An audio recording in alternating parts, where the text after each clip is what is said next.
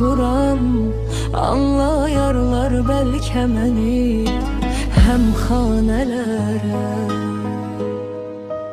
Üz tuturam, kərəsizəm mən gecələr meyxanələrə.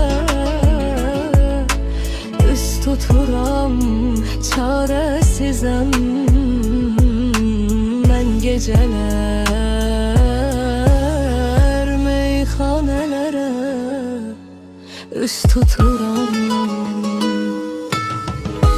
Derdim çok, ümidim yok içmeye ben.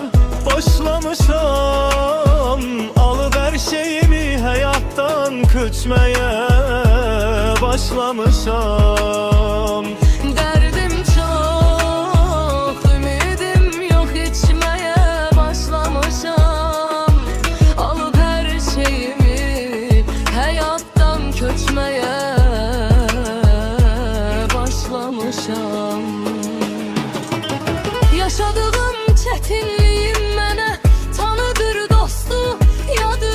Bir gün gelen bir gün gedər, bəhanə nədir ölümün adı. Başına gelir gedir nəfəs, ölüm artıq qapımdadır. Öz elimle öz mezarımı ölçmeye başlamışam.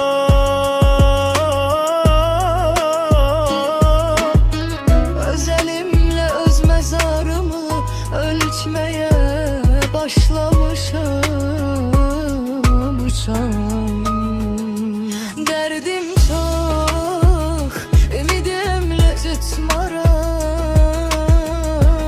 Başlamışam, alıp her şeyimi hayattan köçmeye başlamışam. Derdim çok, ümidim yok içmeye başlamışam.